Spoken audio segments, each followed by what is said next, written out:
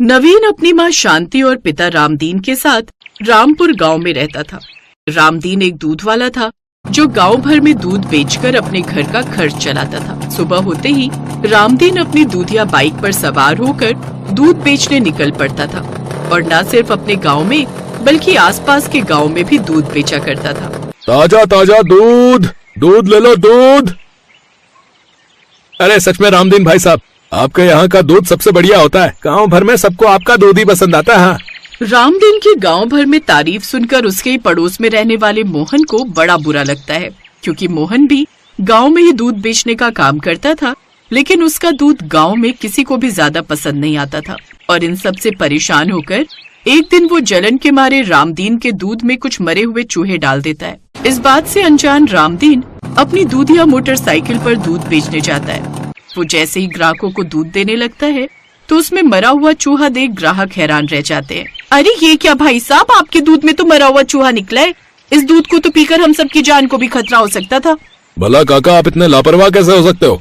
कम से कम एक बार तो गांव वालों के बारे में सोच लिया होता। तुम्हारे कारण तो हमारा सारा का सारा गांव शमशान भूमि में बदल जाता। आज तुम्हारे दूध में मरा हुआ चूहा है, कल को क्या पता मरी हुई छिपकली निकल जाए। नहीं नहीं, हमें तुम्हारा ये दूध नहीं चाहिए, जाओ यहाँ से।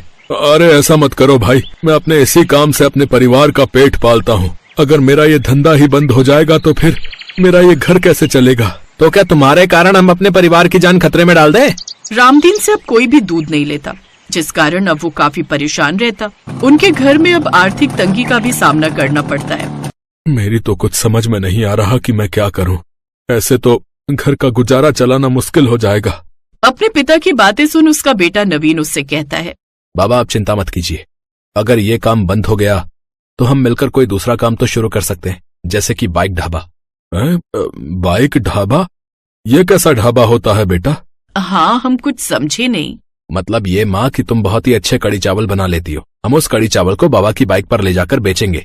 एक प्रकार से वो बाइक ही हमारा ढाबा हो जाएगी। आजकल ऐसे अलग अलग तरह के ढाबे बहुत मशहूर हो रहे हैं और सभी लोग ठेलों पर जाकर इस तरह के पदार्थ खाते हैं। कोई लोग साइकिल पर, कोई कार में, तो कोई वैन बस में खाना ले जाकर बेचते हैं। तो हम भी बाइक पर अपना ढाबा क्यों नहीं शुरू कर सकते? माँ तुम कल सुबह ही कड़ी चावल बनाकर तैयार कर देना, मैं बाइक पर जाकर उन्हें बेच आऊंगा। अरे वाह, ये तो बहुत ही अच्छा विचार है।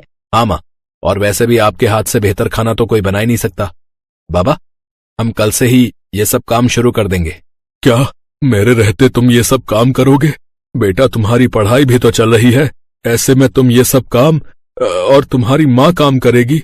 नहीं नहीं, मेरा दिल गवाही नहीं देता बेटा। लोग क्या कहेंगे? ये सब समाज का ही बनाया हुआ डर है और आप चिंता मत कीजिए, हम दोनों मिलकर ये कर लेंगे। और बाबा आप मेरी पढ़ाई की चिंता मत कीजिए, वो भी साथ साथ चलती रहेगी। मैं दोनों को अच्छे से मैनेज कर लूंगा। ठीक है बेटा, फिर जैसा तुम्हें ठीक लगे। फिर रात को ही शांति दूध का दही जमाने डाल देती है। फिर अगली सुबह उसकी लस्सी बनाकर उसकी टेस्टी सी चटपटी कढ़ी चावल बनाकर तैयार कर देती है। फिर नवीन बाइक पर सामान रखकर, आइए आइए 30 रुपए में कढ़ी चावल खाइए। आइए आइए, बाइक ढाबे के 30 रुपए में कढ़ी चावल खाइए। है 30 रुपए में कढ़ी चावल? लगाओ तो एक प्लेट। नवीन ग्राहकों को कढ़ी चावल डालकर देता है, जिसे खाते ही ग्राहक खुश हो जाते हैं। भाई वाह, क्या कमाल का कढ़ी चावल बनाए भैया, मजा ही आ गया। और इसमें ये लाल मिर्च और ये लहसुन का तड़का तो भैया कमाल का भैया। अब नवीन दुगनी मेहनत करता। वो अपनी पढ़ाई के साथ साथ अपने बाइक ढाबे पर कढ़ी चावल भी बेचता। वाह बेटा, इतनी कमाई तो मेरी दूध बेचकर महीने भर में होती थी, जितनी तू 10 दिन में कमा लेता है। सच में बड़ा ही होनहार बेटा है मेरा। इधर नवीन की कामयाबी देख अब मोहन उससे भी जलने लगा। मेरा बेटा जैकी एक नंबर का बदमाश है, शराबी, जुआरी और पता नहीं क्या क्या। और एक ये उस रामदीन का बेटा है, बाप को बुढ़ापे में आराम देकर खुद सारे घर की जिम्मेदारी संभाल ली है। काश मेरा बेटा भी इतना समझदार होता, लेकिन मैं जानता हूँ वो कमबख्त इतना होनहार कभी नहीं बन सकता। अगर ये नवीन ऐसे ही कमाई करता रहा तो ये तो हमसे भी अमीर हो जाएंगे और गांव वाले उस रामदीन के बेटे की तारीफ करेंगे, वो अलग। नहीं नहीं, मुझे इससे सबक सिखाना ही होगा। उस रात जब नवीन और उसका परिवार खाना खाकर सो जाते हैं तो मोहन उनके घर के बाहर खड़ी बाइक को तोड़ फोड़ देता है और टायर पंचर करके वहाँ से चला जाता है। अगली सुबह जब नवीन और उसका परिवार वो टूटी फूटी बाइक देखते हैं तो वो हैरान रह जाते हैं। अरे ये इसका हाल किसने किया? अब हम अपने बाइक कढ़ी चावल का ढाबा कैसे चलाएंगे? आप चिंता मत कीजिए माँ, आप जाकर कढ़ी चावल बनाने की तैयारी कीजिए, तब तक मैं इसे ठीक करता हूँ।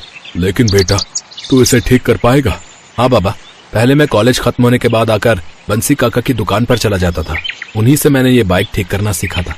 नवीन बंसी काका की दुकान से जरूरत का सामान ले आता है, फिर खुद ही उस बाइक को पूरी तरह से ठीक कर देता है और दिन के समय फिर से कढ़ी चावल बेचने निकल पड़ता है। ये देख मोहन को बड़ा गुस्सा आता है। फिर से इन्होंने अपना बाइक ढाबा शुरू कर दिया लगता है। अब मुझे इस बाइक को जलाना ही होगा। जैसे मैंने इसके बाप के दूध में मरे हुए चूहे को डालकर उसके धंधे को बंद करवाया था, ऐसे ही अब मैं इसके बेटे के काम को भी सदा सदा के लिए बंद करवा दूंगा। ये बात बंसी काका सुन लेते हैं और वो जाकर सारी बात नवीन को बताते हैं। रात को जब मोहन उसकी बाइक जलाने के लिए आता है तो नवीन और उसके परिवार वाले गांव वालों के साथ मिलकर उसे रंगे हाथों पकड़ लेते हैं। मुझे माफ कर दो, मुझसे गलती हो गई। बाबा के धंधे को नुकसान पहुंचाने के लिए तुमने दूध में मरा हुआ चूहा मिलाकर गांव वालों की सेहत के साथ खिलवाड़ करने की कोशिश की थी और अब मेरी बाइक को जलाना चाहते हो। तुम्हें इसकी सजा जरूर मिलेगी। हाँ मोहन, तुमने ये ठीक नहीं किया। अरे इतने नेक लोगों के साथ कितना गलत किया तूने, नालायक बेशरम आदमी। चलो इसे अभी पुलिस के हवाले कर देते हैं। सभी गांव वाले उसे पुलिस के हवाले कर देते हैं। नवीन अपने बाइक ढाबे को एक बड़े ढाबे में बदल देता है। अब वो खुद का एक बड़ा ढाबा खोल लेते हैं और उसमें कढ़ी चावल के साथ और भी कई तरह के व्यंजन बेचने लगते हैं और खूब कमाई करते हैं।